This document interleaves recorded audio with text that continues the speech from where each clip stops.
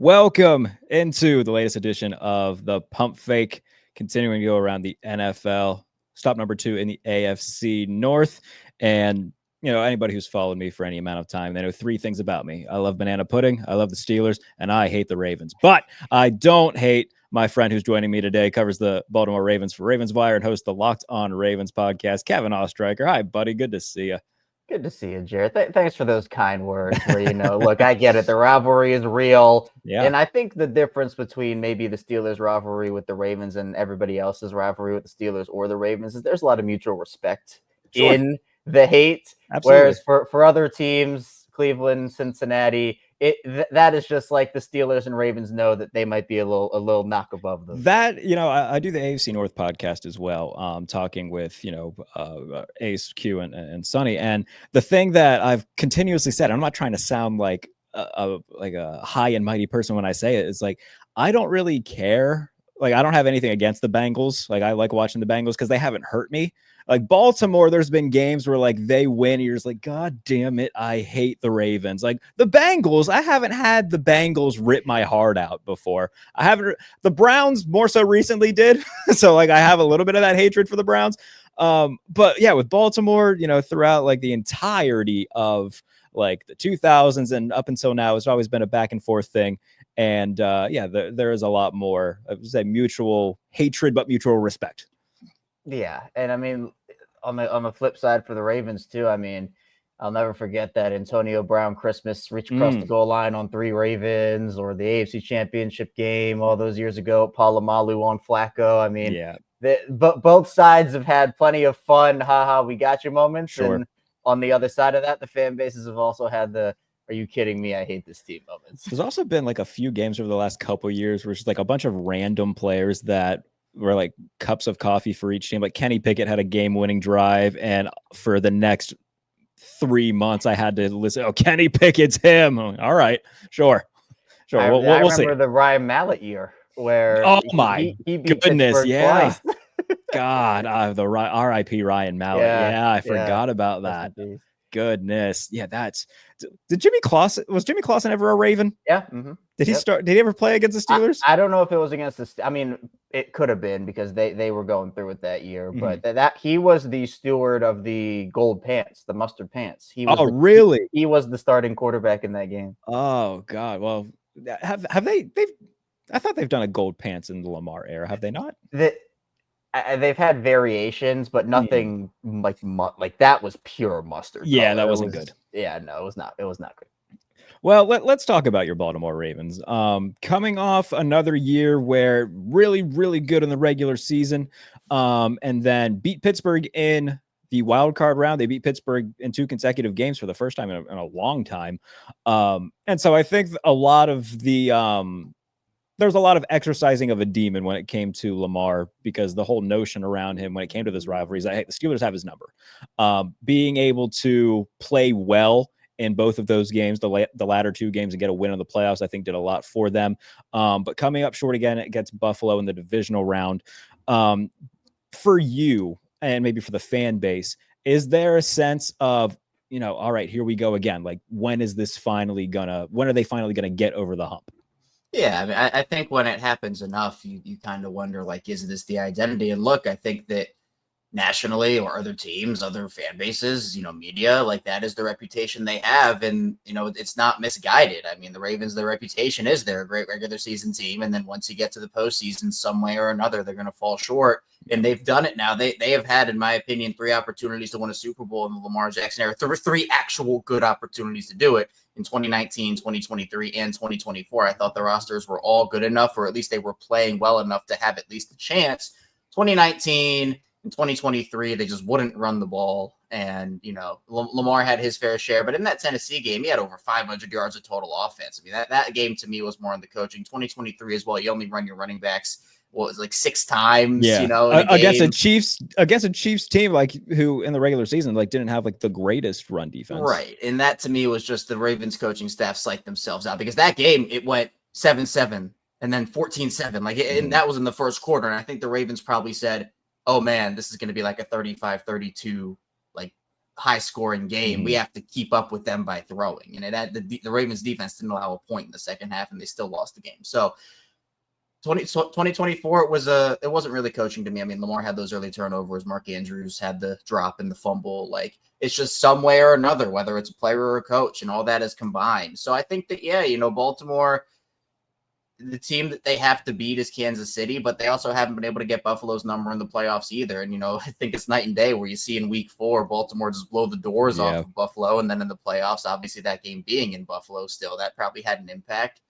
Baltimore, to me now, it's like, yeah, Lamar hasn't performed the best in the playoffs. It's certainly not all on his shoulders. I think that some people overcorrect to be like, oh, this isn't only Lamar Jackson problem. Football is a team game. I mean, Lamar certainly has a part to play. I'm not denying that Lamar needs to be better in certain spots of the postseason. It is true. But to me, everybody has to be better. And, I think the disappointing fact of the matter is that, they've wasted opportunities with Lamar, and every year you don't get to the Super Bowl. You're in Super Bowl or bust territory right now because Lamar gets a year older. He's going to be 30 by the end of next season. Pretty crazy to think about. Yeah, that 2018 class, Josh Allen included, everybody included. Goodness. And look, 30 is not like 30 for quarterbacks is not that big of a deal. Where like if you're if you're playing well and you're a star like Lamar or Josh Allen is, you still have good years of football left. It's not like the notion of running back, oh, they hit 30, they're done. But still, like, this is not 2018. Lamar's not walking across the stage and talking to Dion anymore. Like, you are missing opportunities with good rosters. And to me, I know we'll get into it, Jarrett, but I think that this is the best roster they've had in the Lamar Jackson era, so they have to take advantage of it. Yeah, I mean, they've done a lot, like, quietly, though. Like, they brought back Ronnie Stanley just ahead of free agency. And then receiver-wise, having DeAndre Hopkins, it's not prime DeAndre Hopkins, but having him as like a third receiver behind Zay Flowers and Rashad Bateman, now we're talking about a much deeper wide receiver core. And for a team like Baltimore, where like the meme around them has always been, all right, they don't have good receivers. Well, now you have a Zay Flowers who's established himself as a very good starter. Rashad Bateman, a fifth of his catches last year were touchdowns, which is a pretty amazing stat. And now you add D-Hop in there. I think that this is the most complete unit of weapons that he's had, along with, Derrick Henry still being very good, Andrews and Isaiah likely emerging as really good weapons. I would agree that offensively speaking, on paper, it's the best core that he's had around him offensively. Yeah, I look at these moves in a vacuum as well as a whole. And so when you look at it in a vacuum with D-Hop, he is an upgrade even today as opposed to what Nelson Aguilar gave you in 2023 and 2024. Nelson was good for the Ravens. It's like he had a good 2023, wasn't as good in 2024. But I mean, if I had to ask anybody, hey, who would you rather have, D-Hop or Nelson Aguilar? I'm pretty sure I know what, a lot of people would be picking there. So you're right. He's not prime Texas D-Hop. We know that. But he's also been injured in 3 of the last 4 seasons. And I think that part of that had to do with, look, in Tennessee, he was asked to be a top option there. In Kansas, the Kansas City usage was weird, but we know he also suffered the injury before the year. I'm sure that did play an impact in it. So last year, D-Hop was healthy. He had a pretty good season. And this is where I'm kind of looking at with all of Baltimore's veteran additions, is the fact that you're not asking DeAndre to be the face of your wide receiver group with Zay Flowers and Rashad Bateman there. So if you're able to put him in a role where he can contribute in certain spots, the Ravens have needed a guy like D-Hop who can go up there and catch a contested ball, a vet of that nature. They had it with Odell a couple of years ago, but the problem with Odell is that they signed him to a $15 million contract, which everybody knew was an overpay, and everybody knew it was to make Lamar happy. And that was the price that Odell was looking for. And the Ravens said, you know what, we want to keep our guy happy. And that was during the whole contract when Lamar literally went to Eric DeCosta and company and said, hey, I'd love to play with D-Hop or Odell.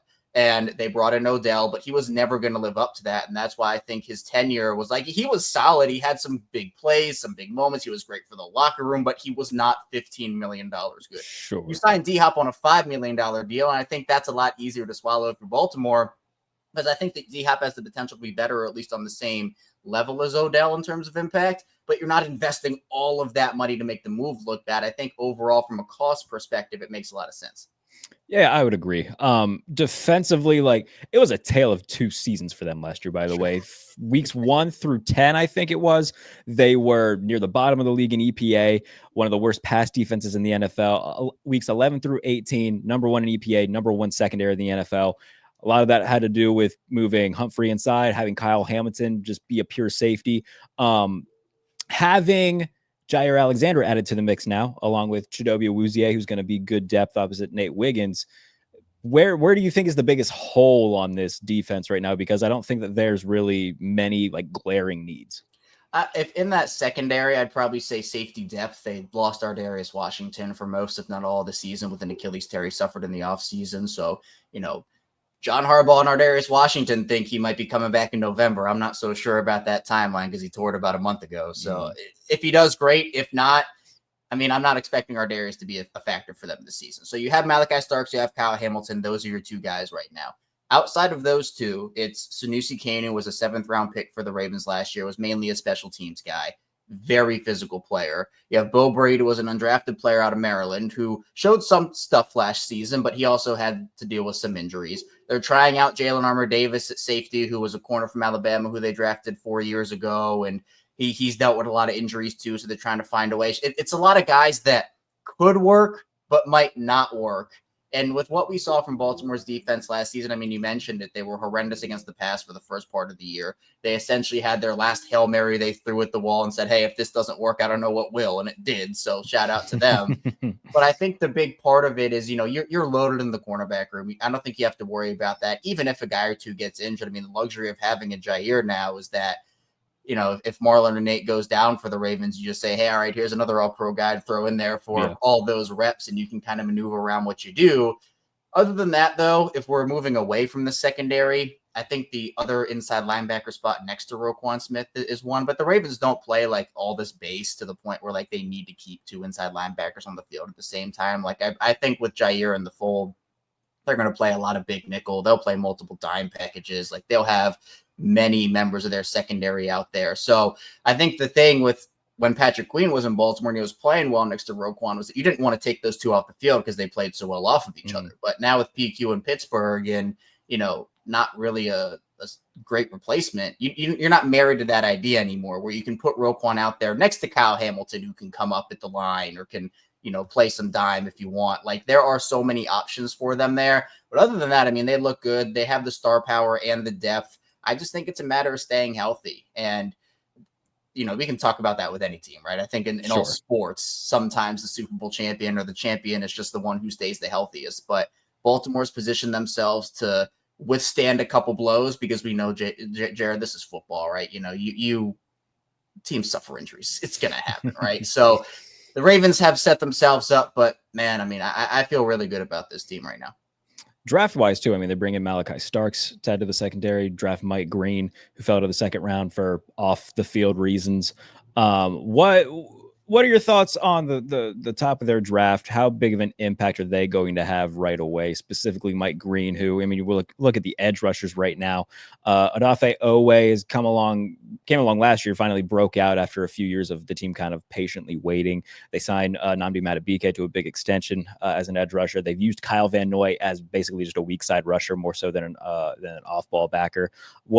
How often do you think we're going to see Mike Green in? What is his snap allocation going to look like to you?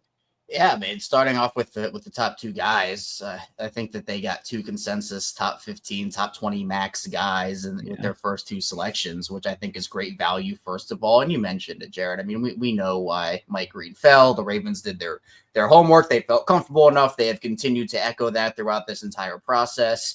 And look, a lot of other teams didn't. They just didn't, because if they did, Mike Green would not have fallen as far. And I had said, for Green in particular, when I was kind of doing my homework on him for the first, there was no shot to me he fell to the second round of that, which he did.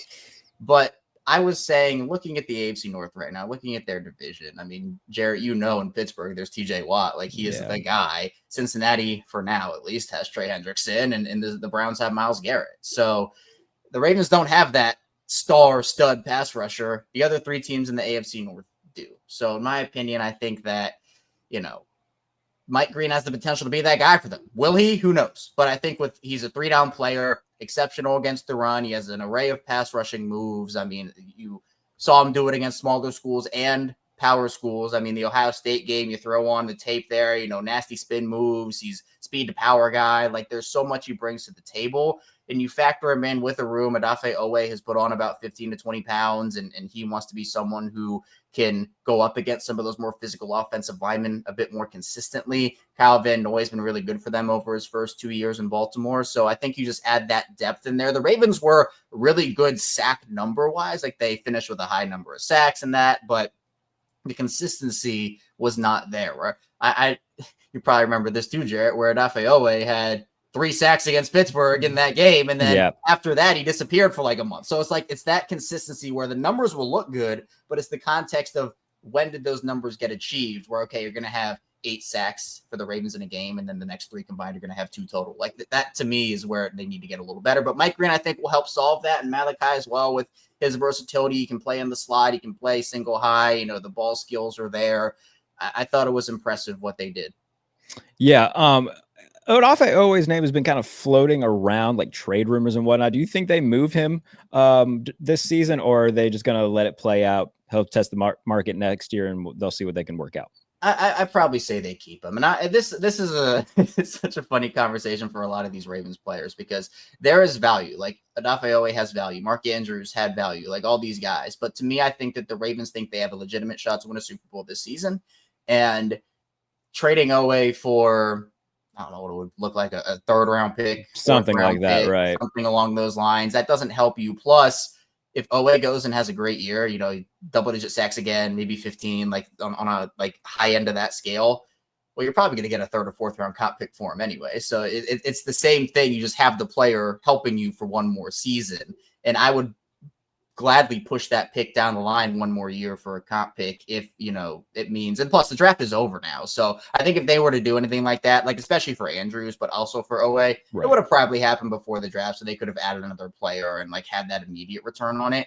But I think the Ravens are totally content having these things because there are a lot of other guys they have to think about here, not just those 2, but Isaiah Likely, Linderbaum, Kyle Hamilton, Zay Flowers down the pipeline. Lamar has a $70 million cap hit next season. So like all these guys are eligible for new deals, extensions, and the reality of the business here, Jarrett, is you can't keep everybody. Some guys have to walk when you build teams like the Ravens and other good organizations do. And, this year, luckily, they didn't have to deal with a lot of that. They had to the past couple of years, but they didn't really lose a lot. Next offseason will be a little different. I'm bracing for some big losses for them. So this is another reason why they have to get it done this season. Right. All right. We're going to take a quick 15-second break. We'll be right back after this little quick countdown. Be right back.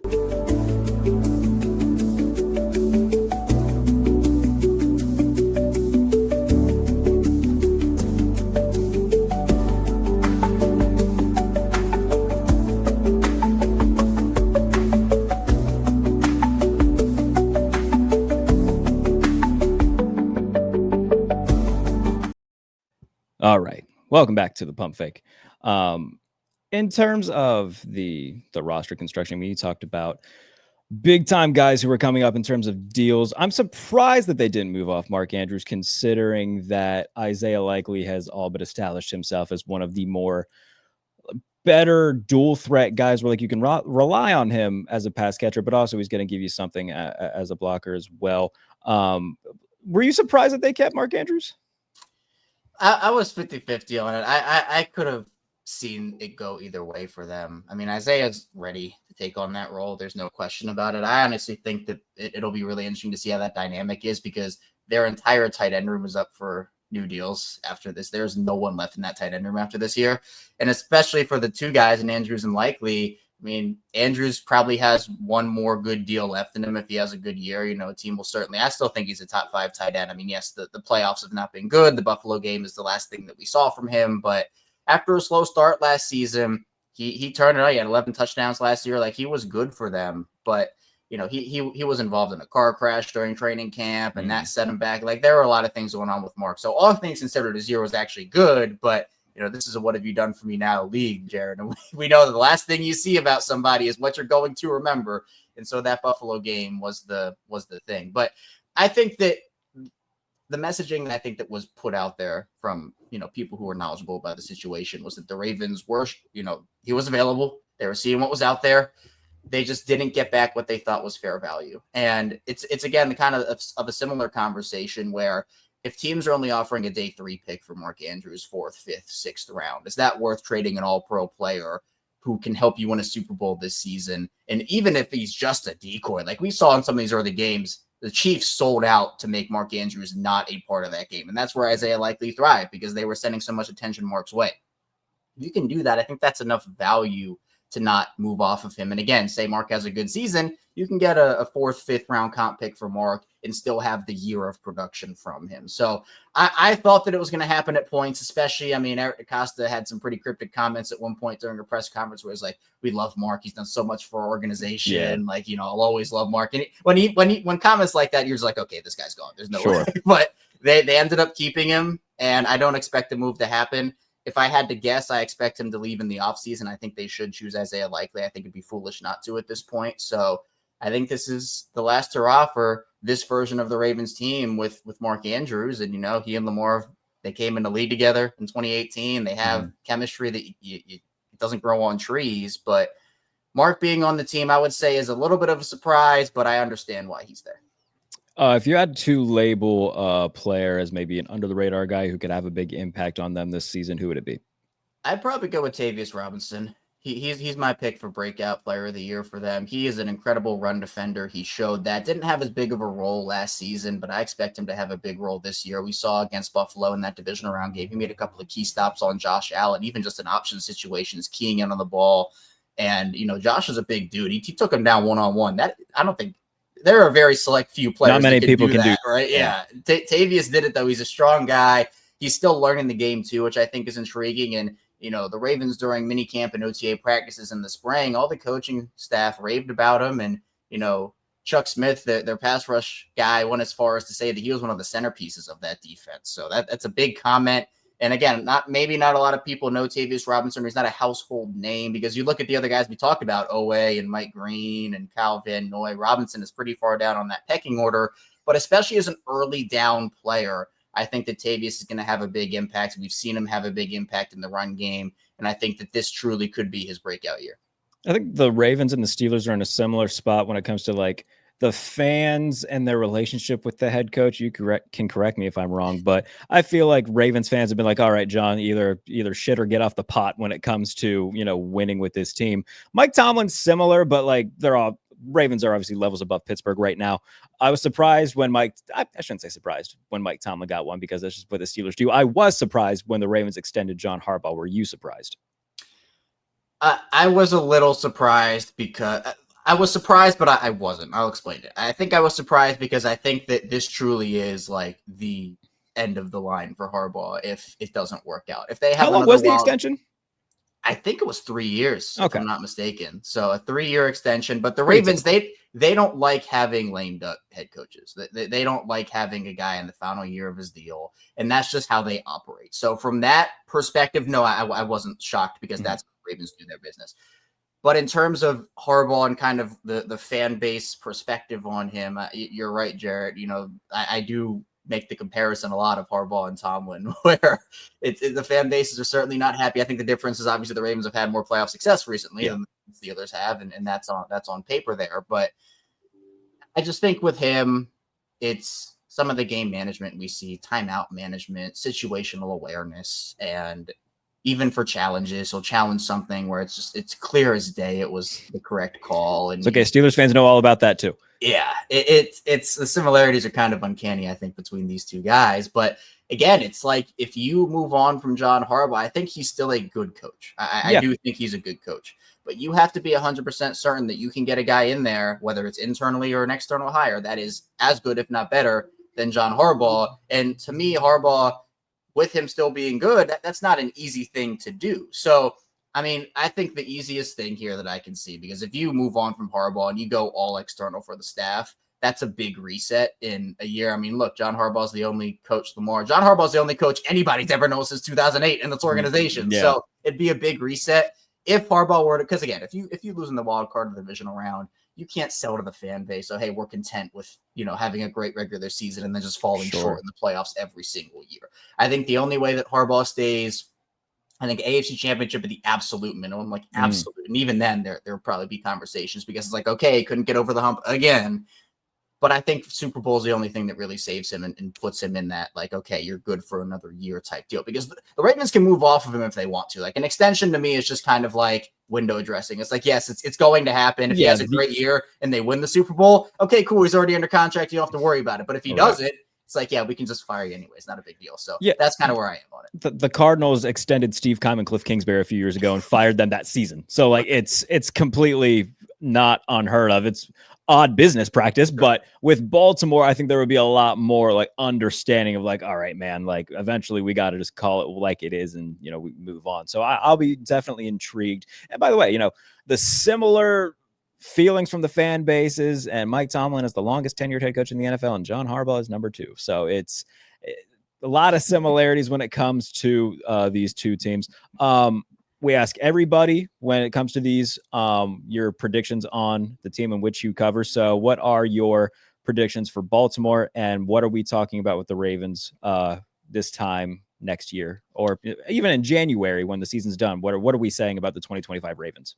Yeah, I mean, I think that this is a Super Bowl contender. I'd be foolish to come on here and say they're winning the Super Bowl, because we know, I mean, what was it, Jarrett? The Browns were offseason champs like 5 years in a row. Oh, goodness. And yeah. we had to hear about Odell and Jarvis and everybody coming in. Oh, the Browns are winning the Super Bowl. Right. So on paper, it's a different story than on the field, and that's to play out on the field. But I think with the depth that you have, the star power, Lamar Jackson, obviously a factor in this, health permitting, I think that they can at least be in the AFC Championship game. And again, playoffs, it's a one-game duel, right? Anything can happen in the playoffs, literally. But I think when we're talking here next season, to me, I think that, I mean, I swore to myself I would never pick the Ravens to beat the Chiefs until I see them do it again, because it's been so long. And like, that's just been the team that they haven't been able to get over. So you have to give the Chiefs their respect. But I will say that Baltimore will at least be in the AFC Championship game. You know, they'll be able to get over the hump against either the Bills or the Chiefs, or maybe someone takes them out for them. Who knows? And they get a clear path there. But I think this roster is too good, health permitting, to not get the job done, at least in that sense. But I wouldn't be shocked if we're talking again and they did make the Super Bowl or were the Super Bowl champions. But on the same side of the coin, they do have to prove that they can perform in the playoffs consistently, right? That is the big thing, where they're not going to get sympathy from anybody. It just is what it is. So, and they also have to navigate a new kicker situation with Tyler Loop. And I bring it up because we got breaking news. Justin Tucker was just suspended for the first 10 weeks of the season. Oh my, yes. Without pay. So would you look at that? Yeah. Breaking news on the pump fake. Look at that. How do you feel about Tyler Loop, by the way? Was there any sort of like, I don't know, like strong feelings one way or the other about this guy? Not when he got, I mean, the Ravens know how to draft kickers. He struggled a little bit during OTAs and minicamp, you know, missing from 50, missed an extra point. But the OTAs and minicamp, it's like spring training for me, Jarrett, where it's like guys are going to work things out. They're trying to tinker some stuff with him. I'm not going to overreact to the spring workout. Sure. So I think it'll be fine. He has a strong leg, right? He has a strong leg. But it's high pressure moments, right? Can you go into Acrisure with, 2 seconds left in a 2-point game and kick a 51-yarder like we saw Tucker do so many times against teams? Like, that's going to be the big conversation. And we saw last year the Ravens lose games. I mean, they started 0-2. The Chiefs game, they lost by a toe, and then the Raiders game was just inexcusable. But one of those 2 games, they lost to Jameis Winston. Like, those games always happen for Baltimore, and it cost them. If they had won one of those games, they would have had the divisional round in Baltimore. I mean, even the Philadelphia game where they were in it. Came down to that, yeah. So, and that was a game, that and the Pittsburgh game, Tucker was the main reason they lost. So, I kind of go at it with the fact that it couldn't get any worse than Tucker for most of the season. Yeah, I was going to say last year was pretty worst case scenario when it came to kickers and clutch situations for Baltimore. So there's a low bar for him coming in for sure. Yeah. You just got to hope that last time the Ravens had a rookie kicker, they won the Super Bowl. So maybe it could start this time around again. Who knows? And God help me if the Ravens win a Super Bowl. All right, buddy. Well, I'll let you get out of here on that. Tell everybody what they can expect from you in the next month leading up to training camp. Yeah, host a daily show, Locked On Ravens. So even in the offseason during this lull period, we talk about it. Jared and I were joking before the show where this is about the Lamar Jackson, what do you have for lunch portion of the What's Lamar's Chipotle order? Anybody have any guesses? Right. So that's what we're doing right now over on Locked On Ravens. 5 days a week of Ravens content. You can subscribe in video form on YouTube or follow along wherever you get your podcast in audio form. Also right over at the Ravens Wire. You can also catch me sometimes over on Bleacher Report. So a lot of Ravens, a lot of football, and just waiting for the season to start. I'm ready. Yes, we all are. And we got less than a month until training camp. Thank God for it. From me, If you want to check out all the other ones that we've done so far in terms of season previews, we had Chris Carter from the Pittsburgh Post-Gazette on earlier this week to talk about the Steelers. And then over on the Believe in Steelers side of things, Jerome Bettis was on the show today. You can check that out wherever you get your podcast, as well as over on the Believe YouTube channel. And Written Wise, I've been teasing it for a few months now, but the 30 best quarterbacks of the Super Bowl era, the panel I put together, 13 of the best writers, podcast hosts, most respectable, recognizable names in NFL media. We came together for the panel. Edition 1 is out now, 30 to 21. So go and read that over on SB Nation. And we'll be back later on to continue the tour around the NFL, 32 teams and 32 episodes. Kevin, I appreciate you, buddy. Appreciate you having me, Jared. It's always a blast. All right, everybody. Take care. Until next time. It's the Pump Fake.